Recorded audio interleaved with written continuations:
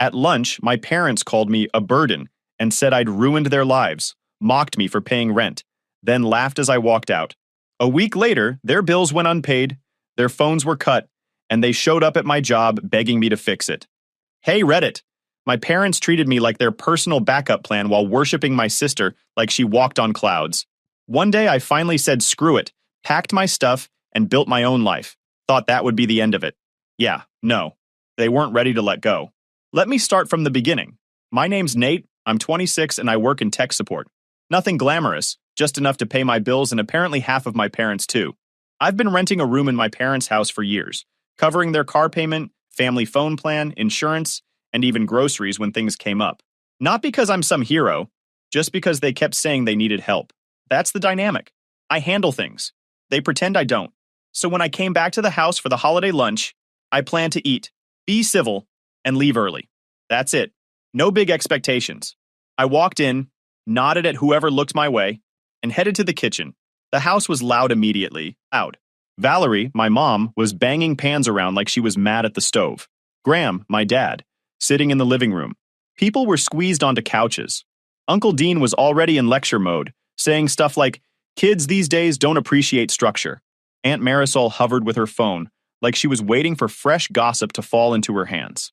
Cousin Jace was trying to sound smart about some political thing he clearly read in one headline and didn't understand. I kept it simple. Hey, grabbed a plate. Sat down at the table because it was the only place not packed. I'd been there maybe 5 minutes when Valerie slid into the seat across from me. She looked me over like I was a countertop that needed polishing. "So," she said loudly, "still renting that room, I see. Maybe this year you'll finally get on your feet enough to, I don't know, contribute more?" I paused mid-bite. I've been contributing plenty. Dry tone, no heat, just the facts. She waved her hand like I told a joke. "Oh, Nate, you know what I mean. Real help, not just the little things. The little things. Car payment, phone plan, insurance. Sure, tiny stuff." I gave her a half smile, the kind that says I'm not doing this today. I'll keep that in mind. She didn't take the hint. Tessa helps more, and she doesn't even live here half the time. I looked over. Tessa, my sister, was scrolling on her phone, pretending not to hear any of it. Of course. Before I could steer away, Graham came around the corner with a plate and the voice of someone who thinks volume equals authority. "Valerie's right," he said, sitting down. "We're carrying way too much because of you, Nate. You're 26. Your sister's younger and easier. Responsible. You, on the other hand." He shook his head like I was a math problem he couldn't solve. "I pay the car, and the phone plan, and the insurance." I didn't raise my voice. I just listed facts. Graham snorted. "We never asked you to. You offered because you felt guilty about stressing us out. And now you want credit for it? Come on." Classic gaslighting. Rewrite history and hope no one calls it out. I stared at him. Right. Guilty? That's what it was. Dry as dust. Short. Controlled. That should have been the end. But Uncle Dean heard the tension and marched over like some bootleg philosopher.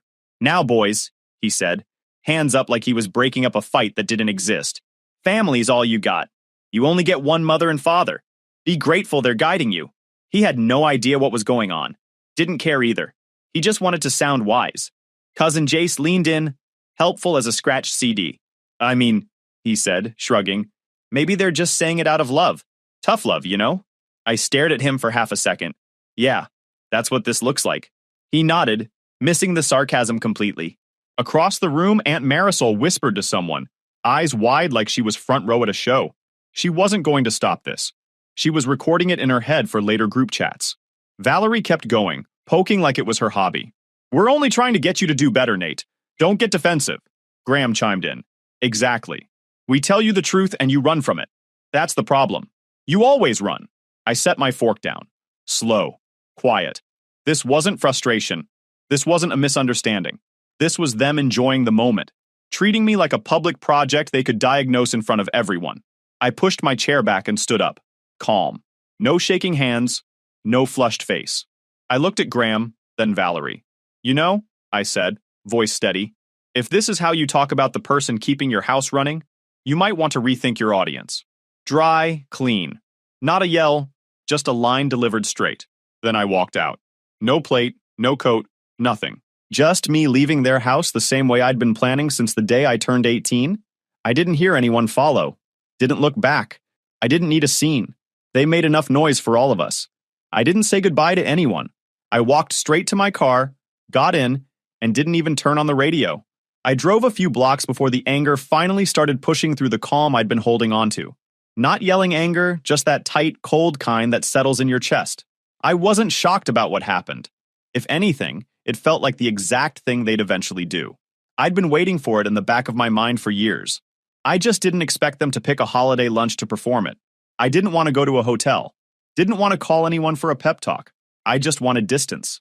I ended up parking behind a closed strip mall, leaned my seat back, and stayed there. It wasn't comfortable, but it was quiet, and quiet was all I needed. I slept in the car. I thought about how predictable it all was. Graham had been calling me difficult since middle school. If I didn't answer a text fast enough, I was disrespectful. If something broke in the house, it somehow turned into a conversation about my choices. Valerie did the same thing, just softer. She'd say stuff like, "We just worry because you're never as stable as Tessa." Meanwhile, they leaned on my paycheck whenever it suited them. I remembered the first time they asked me to cover the car payment. Graham said, "It's temporary. You're the one who uses the car most anyway." I barely drove it. Tessa used it way more, but I paid it. Then the phone plan. Then the insurance. Just until we catch up, they said. They never caught up. They just expected me to keep filling the gaps. And Tessa? She floated through everything. She could forget chores, drop a class, lose a job, and they treated her like she was still made of glass. They praised her for doing the bare minimum while acting like I was one step away from ruining their lives. She played along because it got her softness, money, and zero responsibility. By the time the sun came up, I wasn't angry anymore. Just done. Cleanly done. I went back to grab my stuff before they were around. When I pulled up, no one was home. Good. I moved fast. Documents, clothes, laptop, the tools, carried the boxes out, and drove off. It felt like finishing a job. Driving away this time didn't feel rushed or angry. It felt clean, like clocking out. I headed straight to the studio apartment I found last month. I had signed the lease a few weeks ago and then stalled, keeping the key buried in my bag while I second-guessed everything. I kept thinking, what if they get mad? Now I realized how useless that was. They were always mad. They just hid it until it benefited them to show it. The studio wasn't fancy. First floor, thin walls, old heater. The windows rattled when trucks went by. I turned the key and stepped into a space that was mine. I set my bags down on the floor and stood there for a second. No noise, no footsteps, no one calling my name like an alarm. I opened the blinds to let some light in. The place was empty except for a basic bed frame and a small table the landlord left behind. I put my stuff down, made the bed with a cheap new sheet set I'd picked up, and unpacked a few essentials. I plugged in my charger. I connected to the Wi-Fi I paid for. Mine. Only mine. It wasn't impressive, but it felt like fresh air. For the first time in my entire life, their voices weren't in the next room. They didn't know what I was doing, where I was sitting, what I was paying for. And standing there in that quiet, I felt something I hadn't felt in years.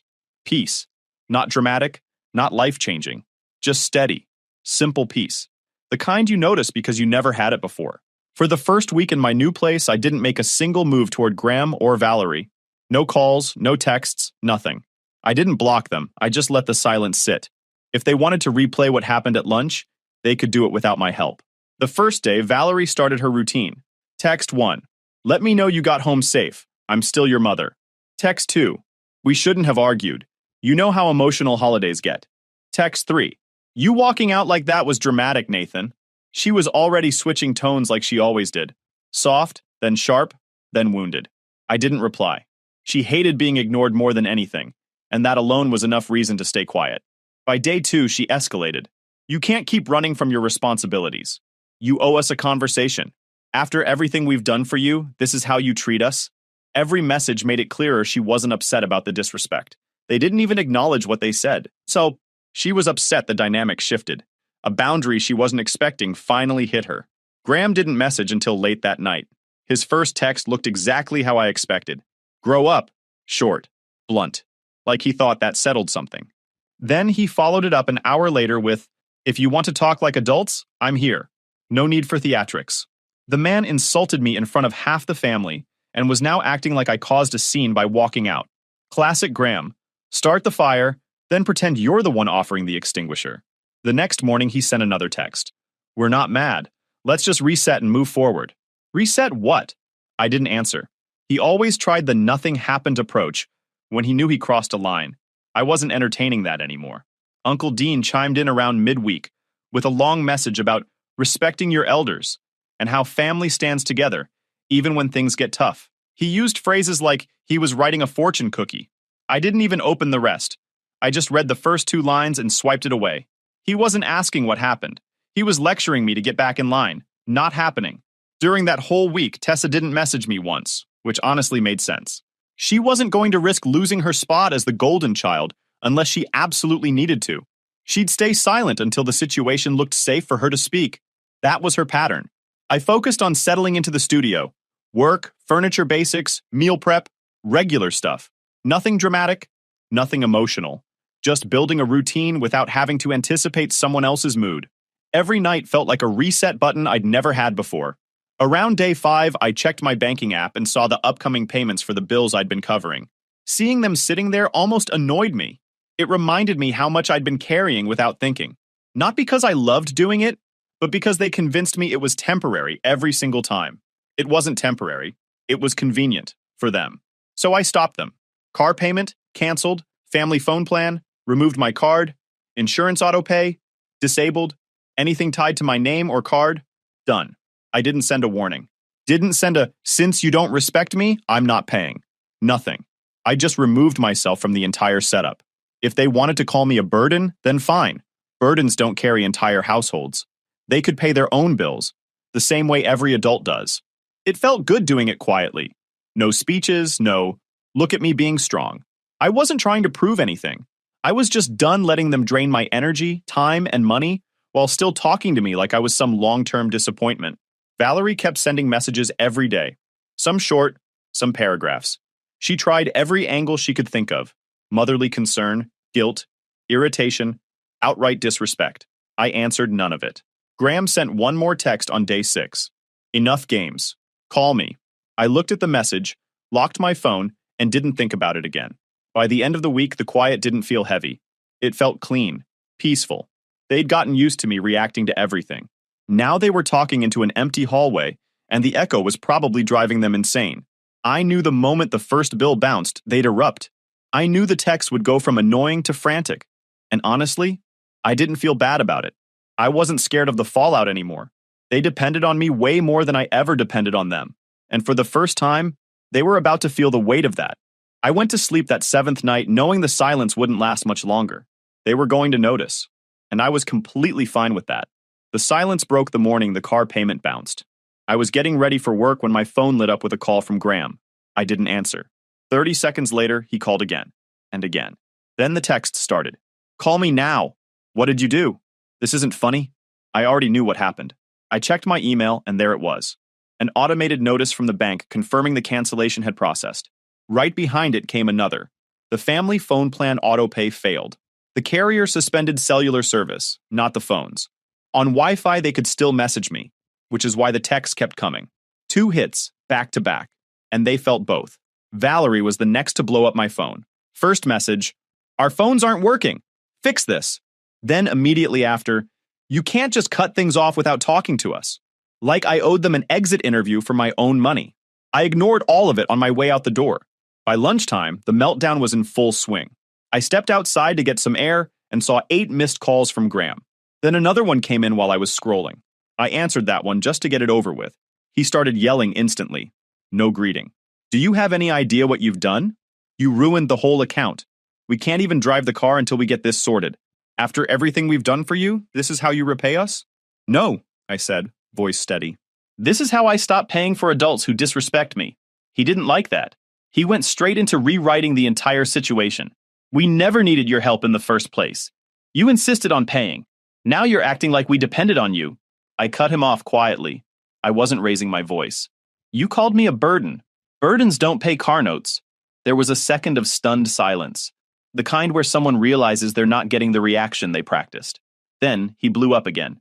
You're unbelievable. You're tearing this family apart. I didn't respond. I hung up mid-rant. Nothing dramatic, no speech. Just disconnected and put my phone back in my pocket. 2 minutes later, Valerie started her wave of boundary-pushing texts. You can't treat your mother like this. Turn the phones back on. Don't ignore me. I know you're reading these. We raised you. You don't abandon the people who gave you everything. Woody, everything? I paid half their bills and rent for a room in their house. They didn't give me anything I wasn't already paying for. But trying to explain that to Valerie was like arguing with a smoke alarm. It would only get louder. I muted her after the 12th text. Tessa finally messaged me that afternoon. Not to take sides, just to protect her own position. They're losing it. I'm not getting in the middle. But what did you expect? Classic Tessa. Neutral until the dust settles. Not helpful, not harmful. Just floating in the safest lane possible. Aunt Marisol, meanwhile, was having the time of her life. She texted me updates like she was covering a live sporting event. Graham just threw his keys across the room. Valerie is saying you're punishing them. They're calling a family meeting tonight. This is wild. She didn't ask if I was okay. She wanted entertainment. She'd probably already told half the extended family. Cousin Jace joined in later. I saw his text and rolled my eyes before opening it. Look, man, I get both sides. They shouldn't yell, but maybe you shouldn't cut everything off at once. Maybe talk to them calmly? Jace always tried to be the balanced guy.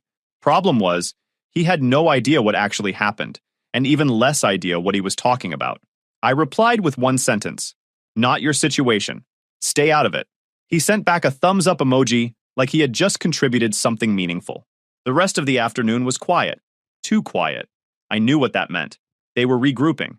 Valerie doesn't stop just because someone tells her no. She considers no a starting point, not an answer. I was making dinner when another call popped up, this time from the house number. Not Graham's cell. Not Valerie's cell. The landline. Old school panic. I let it ring out. Then the voicemail came in. Valerie's voice, frantic and angry.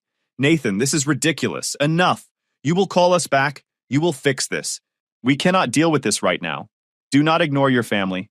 I deleted it without listening to the rest. For a family that called me dead weight just days before, they seemed awfully dependent on the burden paying their bills. By the end of the night, I sat on the edge of my bed, phone muted, watching message after message pop in without feeling anything heavy. No guilt, no second thoughts, no urge to explain myself. Their panic wasn't coming from love. It wasn't about missing me. It was about losing the control and convenience I'd been providing for years. And now they had to handle their own lives. For once, that wasn't my problem. The fallout from the shut-off bills was still echoing when I finally heard from Tessa. Not in a dramatic, I'm on your side now way, more like someone walking carefully near a fire they don't want to get burned by. She texted me around mid-morning. Hey, just so you know, Dad's trying to figure out where you are. No greeting, no how are you. I'd straight information, which told me she wasn't doing this for me. She was doing it because things at the house were getting messy enough that she didn't want to get dragged into it. I asked what she meant. She replied almost instantly. He's been calling everyone. Anyone who might know something. Mom, too. She's going through your old mail. She dumped a whole box onto the table. That part didn't surprise me. Valerie always went for personal info whenever she felt out of control. It was her way of pulling strings she had no right to touch. But hearing she was tearing through my old mail made my jaw clench. I'd cleaned out the important stuff, but apparently I'd left behind more than I realized. I asked Tessa, what is she looking for? Address stuff. Anything with a location. She keeps saying she has a right to know where her kids live. Kids. Not adults. Not individuals. Property. While I was reading her messages, my phone buzzed again. But not from Tessa. It was an alert from one of my apps saying, location services, shared with family group. Family group. I hadn't thought about that in years. I opened my account settings and there it was. My phone still connected to the family plan Graham had insisted on back when I first got a smartphone. He said it was simpler, and I didn't argue because I was a teenager, and it saved me paperwork. Now that simple setup was letting them see exactly where I was every time I moved. A leftover leash I didn't even know I still had on me. I texted Tessa immediately. When did they start checking my location? She hesitated before answering. Dad asked me last night if I saw you on the map. I said no. He checked himself and said something like, he can't hide forever. So they had been watching, or at least trying to. I felt a sharp, clean irritation.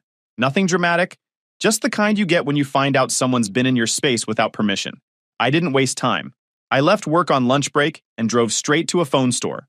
I told the guy at the counter, I need my own plan. Today. He transferred my number, and within 15 minutes, I was off their carrier account. I got a notification that I'd been removed from the carrier's family group. Good. Porting a number doesn't touch Apple or Google family sharing, so I opened settings, Left the Cloud Family group, turned off Find My and any location sharing to them, changed the payment info, and reset my cloud passwords. I wasn't leaving one crack open. By the time I finished, I felt more annoyed at myself than scared. I should have cut that cord ages ago. On the drive back to work, Tessa texted again. Mom keeps asking if you said anything to me. She wants your address. Another message popped in seconds later. She said you're being dramatic and she needs to check on you. Valerie always wrapped control in concern, like that made it softer. I texted back, and you told her, what? Tessa replied, I said you didn't tell me anything. At least she was keeping it simple. But then she added, she's going to ask again. She's not letting this go. I could practically hear Valerie pacing the kitchen, phone in hand, inventing reasons she deserved to know where I was. I typed one message back to Tessa. Short, firm, no anger. Don't give them anything. Play dumb. She didn't argue, didn't push back. She just texted back, yeah, I figured. That told me everything. She wasn't taking my side because she suddenly cared. She just didn't want the blowback hitting her. A few minutes later, Valerie tried to reach me through Tessa again. I saw the messages pop through one after another. Tell him we need the address. Tell him to stop hiding. If he wants to act like a child, we'll treat him like one. We can't fix anything if he keeps shutting us out. Tessa screenshotted all of them and sent them to me. I replied once more. Just ignore her. She didn't answer after that, probably worried Valerie would notice her helping me even a little. When I got home that evening, I locked the door behind me and put my phone on the counter. The apartment was quiet except for the hum of the fridge. No tracking, no shared accounts, no one tracing my steps through some old plan I forgot existed. For the first time since I moved out, I felt like I was actually away from them, not just in a different building. Cutting off the bills was one thing. Cutting off their access to my life was another. And this time, I knew I'd severed the last wire they had wrapped around me. By the time everything with the phone plan was handled, things at home had gone quiet in that suspicious way, like the silence that comes before someone slams a door. I figured they were regrouping. I just didn't expect them to show up in person. It happened near closing time at work. I was shutting down my station when one of my coworkers walked over and said, "Hey man, there's some people outside asking for you." I stepped toward the front window, and there they were, Graham, Valerie, and Riley, my dad's buddy, who always acted like he was the head of some neighborhood committee no one asked for. They weren't even trying to be subtle. They stood in the middle of the parking lot like they were filming a confrontation for a reality show. Great. I walked outside, keeping the door propped open behind me so I could step back in fast if needed. Valerie spotted me first. She instantly went into full volume crying, the kind meant to cause a scene. "Nate, you can't keep doing this to us," she shouted, loud enough for people coming out of the grocery store next door to glance over. Graham took a step forward, trying to look like he was in charge. Jaw tight, shoulders squared, chest puffed. The second two customers nearby turned their heads. He softened immediately. "We're just worried about you," he said, switching tones on command. "Your mother hasn't slept in days." I kept my face blank. "You done?" Valerie gasped like I'd slapped her. Riley eyed me up and down with that look older guys give when they want to push someone around to feel important. He stepped closer, invading my space. "Look," he said, lowering his voice like he was about to guide me through a moral crisis. "This is family business. Don't make it messy. Man to man, just talk to them." I stared right at him. "Move back." He smirked like he thought I was bluffing. "You don't have to act tough, kid.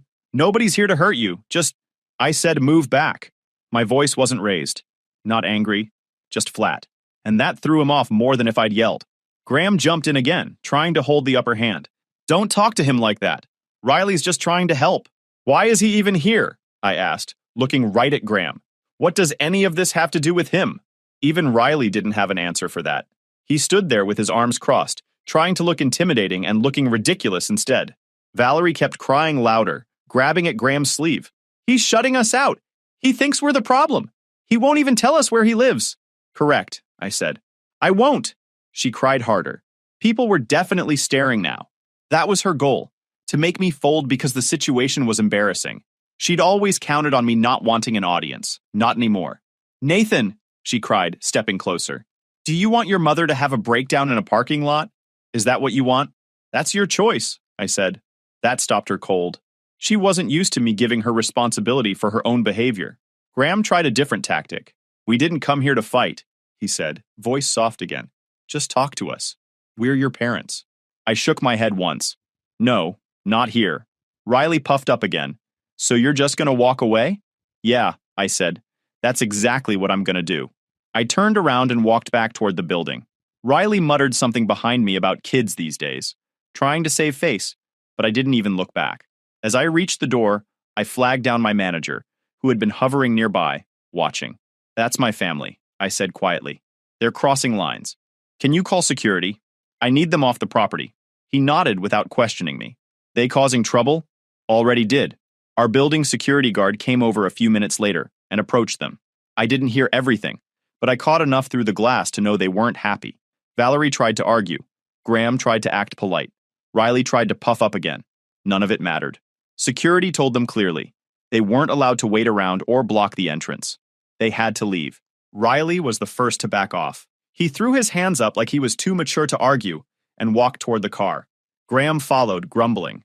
Valerie cried the whole way, dramatic enough to get one lingering glance from a stranger, but not enough to convince anyone she actually needed help. They drove off with the same energy they came with, loud, chaotic, entitled. When the lot finally cleared, my manager walked up beside me. Everything good? Yeah, I said. Better than it was. I finished closing up and headed home. The whole drive, I didn't feel shaken or guilty. I felt steady, focused. Like every move they made just confirmed why I left. Showing up at my job was a new level, though. A line-crossing one. And I wasn't stupid enough to wait for whatever stunt they'd pull next. By the time I walked through my apartment door, I already knew my next step. If they wanted to drag this into public spaces, into my workplace, into anything that threatened my stability, then I was done playing defense. I needed legal cover. Not tomorrow. Not eventually. Now. That night, I booked a consult with a local attorney. By morning, we had a brief call. She told me to keep a log, stop engaging, and send a simple no-contact notice. I printed it, mailed it certified, and kept copies with my lease, bank records, and screenshots. She drafted a petition for a harassment order in case they escalated. I didn't even get a full week of quiet before they made their final move. It was a Thursday morning. I was making coffee when someone knocked on my apartment door. Slow, steady, official. Not Graham's angry pound, not Valerie's frantic tapping. I looked through the peephole and saw 2 police officers standing outside. I opened the door calmly. Morning, one of them said. Are you Nathan Hale? Yeah, I answered. What's going on? They told me they'd received a report from my parents. According to Graham and Valerie, I had abandoned the household, taken property that wasn't mine, and cut off essential services in a malicious way. They made it sound like I'd stolen a car and fled the state. I didn't react. I didn't panic. I just stepped back and said, Come in. I already know what this is. The officers entered and stood near the table while I pulled out a folder I'd been building since leaving. I wasn't paranoid.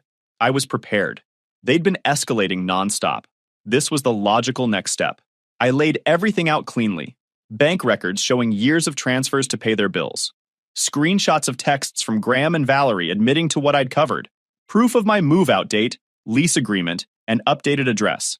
Evidence of tracking attempts through the old family phone plan. And a short printed timeline of the last 2 weeks.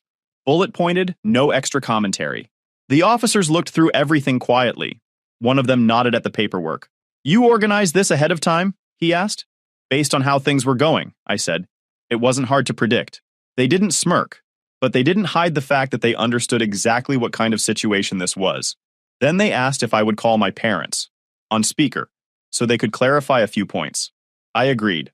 If they wanted to play games, they could do it with witnesses present. I dialed Graham. He answered immediately, probably because he thought the number meant he'd finally cornered me. What do you want? He snapped. One officer spoke. Mr. Hale, this is Officer Daniels with the city police. We're with your son and following up on the report you filed.